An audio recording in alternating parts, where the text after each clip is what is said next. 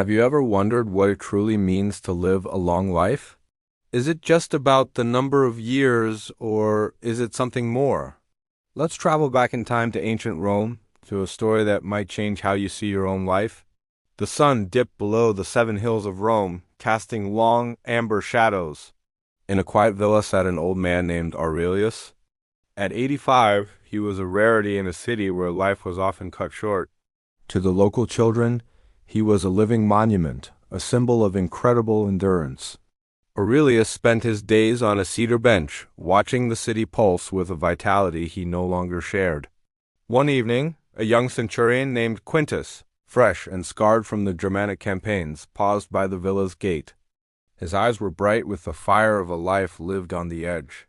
Looking at Aurelius with a mix of reverence and envy, Quintus called out, "Old father, tell me your secret. You've seen nearly a century. What great works have you finished? What lands have you seen? Surely a man of your winters possesses a treasury of wisdom." Aurelius looked at the young man, then down at his own hands. They were steady, never having held a shield or a bow. He thought back through the decades.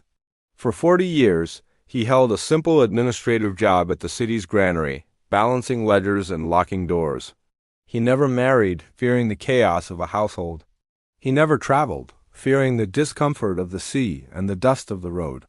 When civil wars broke out, he stayed behind barred doors. When great philosophers spoke in the squares, he stayed in his garden to avoid the heat. He had lived a life of perfect, unblemished safety. He survived every plague and every political purge, simply by being too small to notice and too cautious to act. "I have no stories, young soldier," Aurelius replied, his voice as thin as old parchment. "I have stayed within these walls. I have eaten my bread and watched the sun rise and set 30,000 times."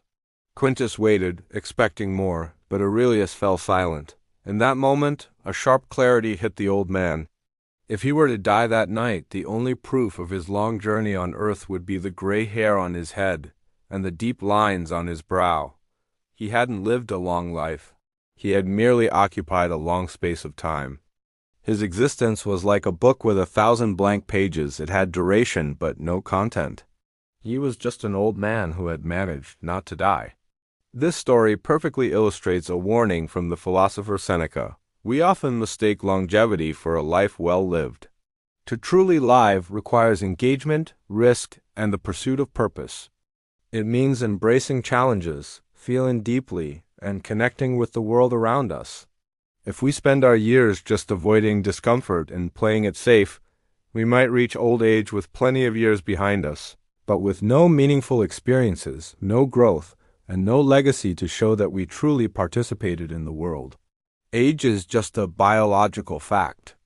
Living, on the other hand, is an experiential achievement. So the question for all of us is not just how long will I live, but how will I live?